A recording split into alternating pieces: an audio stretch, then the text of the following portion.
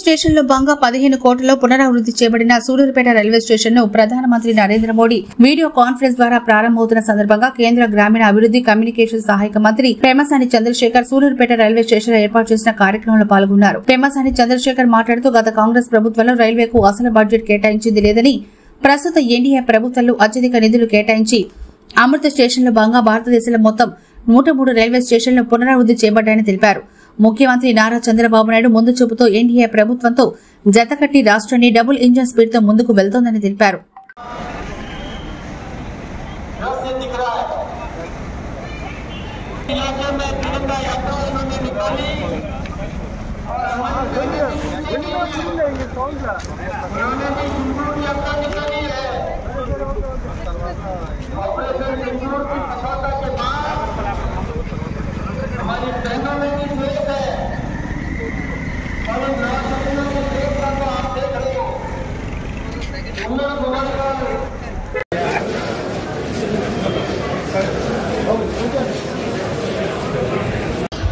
Okay sir.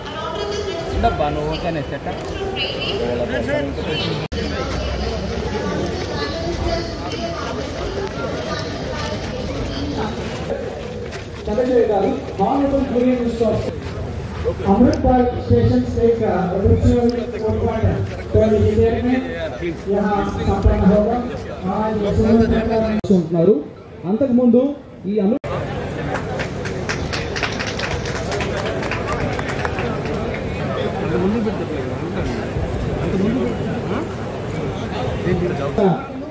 Doctor S Venkateswarlu IAS district collector గారిని కూడా ఈ వేదికకి నేను ఆహ్వానిస్తున్నాను.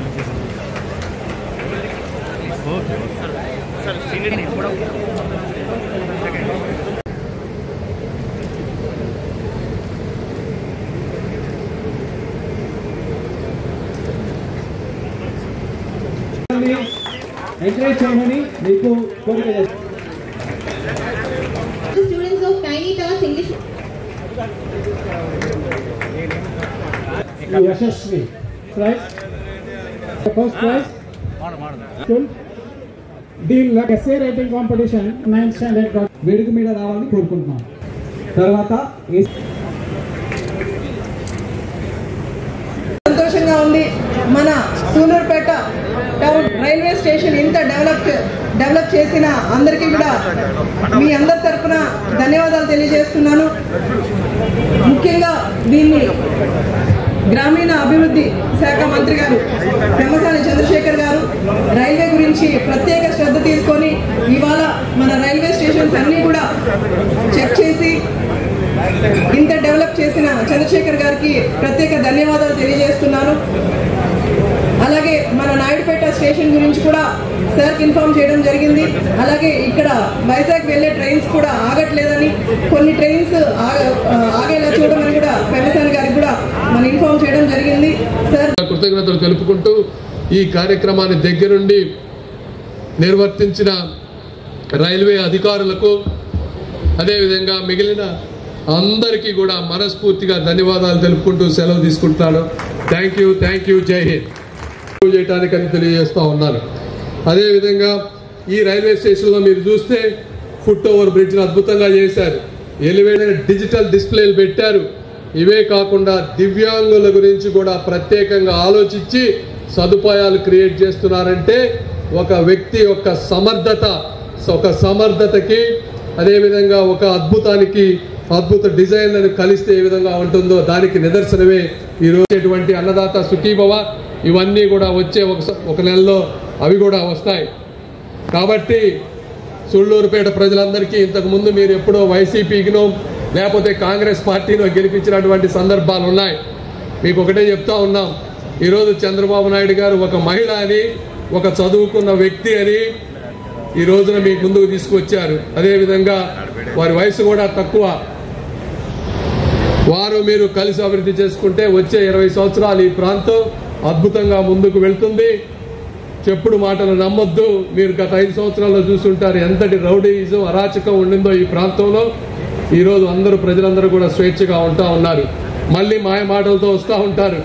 వచ్చి ఎక్కడో అమరావతిలో అభివృద్ధి చెందుతుంది, డబ్బు అక్కడ పెడతా ఉన్నారని చెప్తా ఉంటారు. అవన్నీ మీరు ఎవరు దయచేసి నమ్మొద్దు. ఈరోజు హైదరాబాద్ తీసుకుంటే హైదరాబాద్ ఎంటైర్ తెలంగాణకి ఒక ఊపిరి స్టేజ్కి ఈరోజు వచ్చింది అంటే అది ఆ రోజు శ్రీ నారా చంద్రబాబు నాయుడు గారు చేసినటువంటి బీజం. అలాంటి బీజం ఈరోజు అమరావతిలో పడబోతా ఉంది. మీరు అయిపోయిన తర్వాత వచ్చి చూడండి, ప్రపంచంలో ఏ నగరం కూడా అమరావతి అంత అద్భుత నగరంగా ఉండదు. ఇవన్నీ వచ్చి ఫలాలు అందేటప్పటికి 10 ఏళ్ళు పడుతుందో 15 ఏళ్ళు పడుతుందో అవన్నీ చంద్రబాబు నాయుడు గారు అనుభవించేవి కాదు. ఇవన్నీ కూడా ఆంధ్ర రాష్ట్ర ప్రజలు ఫ్యూచర్లో అనుభవించేటువంటివి. వాటి కోసం ఆయన నిరంతరం తన జీవితాన్ని త్యాగం చేస్తూ ఉన్నారు. అదేవిధంగా ఈరోజు నారా లోకేష్ గారు తీసుకోండి, ఆయన ఒక పక్క ఐటీ మినిస్టర్గా ఎన్ని కంపెనీలు తీసుకొచ్చారో మీ అందరికీ తెలిసి చుట్టుపక్కల ప్రాంతంలో, ఎందుకంటే ఎక్కువ అభివృద్ధి ఈ చుట్టుపక్కల ప్రాంతంలోనే వస్తూ ఉంది. మొన్న ఎల్జీ కంపెనీ ఓపెన్ చేశారు.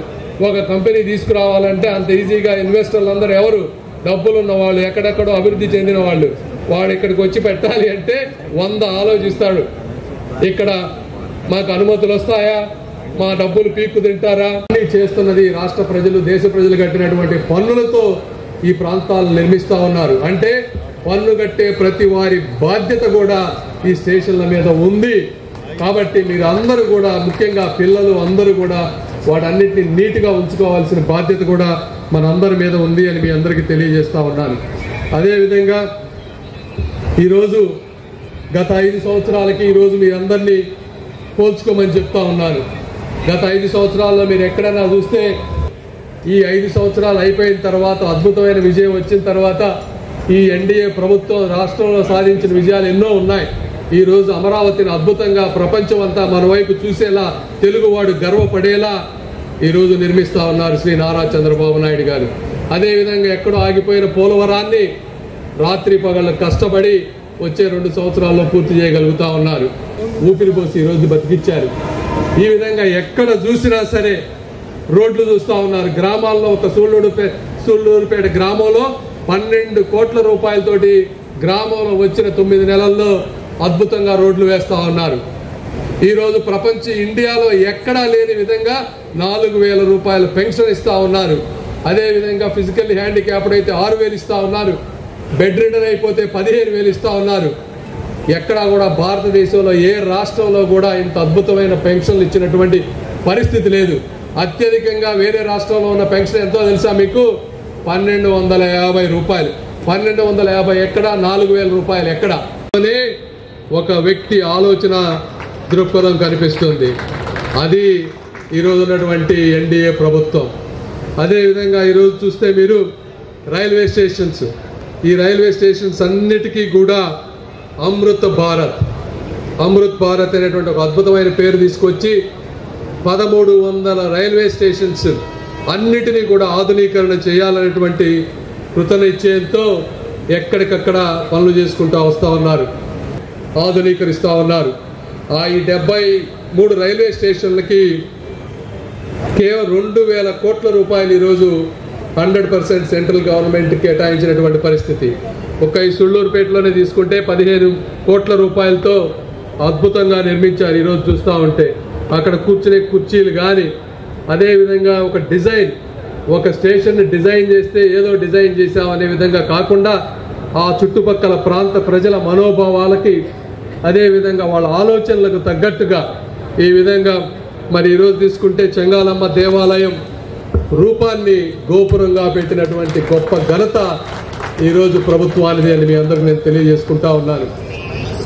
అదేవిధంగా ఈ ప్రాంతం తిరుపతికి వెళ్ళేవాళ్ళు కానీ, పులికాట్ సరస్సుకు వెళ్ళేవాళ్ళు కానీ, శ్రీహరికోటకు వెళ్ళేవాళ్ళు కానీ, చుట్టుపక్కల ఉన్నటువంటి ఈ శ్రీ సిటీకి కానీ, ఏపీఐఐసి ఇండస్ట్రియల్ పార్క్స్ కానీ ఎంతోమంది లక్షలాది మంది ప్రజలు వెళ్తూ ఉన్నారు. కాబట్టి ఈ ప్రాంతాన్ని ఎన్నుకొని ఈ ప్రాంతాన్ని సమూలంగా మార్పు చేస్తున్నటువంటి ప్రభుత్వం ఈరోజు కూటమి ప్రభుత్వం, ఎన్డీఏ ప్రభుత్వం అని కూడా మీ అందరికీ నేను తెలియజేసుకుంటా ఉన్నాను. పార్టీని నిరంతరం మోస్తా ఉన్నారు. ఈ విధంగా తండ్రికి తగ్గ తనయుడిగా, ఒక యువనేతగా, ఒక ప్రియతమ నేతగా ఈరోజు శ్రీ నారా లోకేష్ గారు ముందుకు వెళ్తా ఉన్నారు. అదేవిధంగా పవన్ కళ్యాణ్ గారు ఈరోజు ఎక్కడా లేని మన్యంలో రోడ్లు వేస్తూ ఉన్నారు. వాళ్ళ గురించి ఆలోచించేటువంటి లేని పరిస్థితుల్లో గిరిజన ప్రాంతాలకు వెళ్ళి అక్కడ ఇళ్ళు కావాలంటే ఇళ్ళు, రోడ్లు కావాలంటే రోడ్లు, నీళ్లు కావాలంటే నీళ్లు ఇస్తున్నటువంటి వ్యక్తి శ్రీ పవన్ కళ్యాణ్ గారు. ప్రతి ఒక్కళ్ళు ఈ కూటమి ప్రభుత్వం యొక్క అభివృద్ధిని గుర్తుపెట్టుకోవాలని, మాయమాటలు నమ్మొద్దని, ఈ కూటమి ప్రభుత్వం 10-15 సంవత్సరాలు నిరంతరంగా ఉన్నప్పుడు మాత్రమే రాష్ట్ర అభివృద్ధి ముందుకు వెళ్తుందని, ఈ ఆంధ్రప్రదేశ్ దేశంలో నంబర్ 1 అవుతుందని, అదేవిధంగా నరేంద్ర మోదీ గారి ఆధ్వర్యంలో 2047కి ఇండియా ప్రపంచంలోనే అద్భుతమైన పొజిషన్లో ఉంటుందని నేను కూడా ఆశిస్తా ఉన్నాను.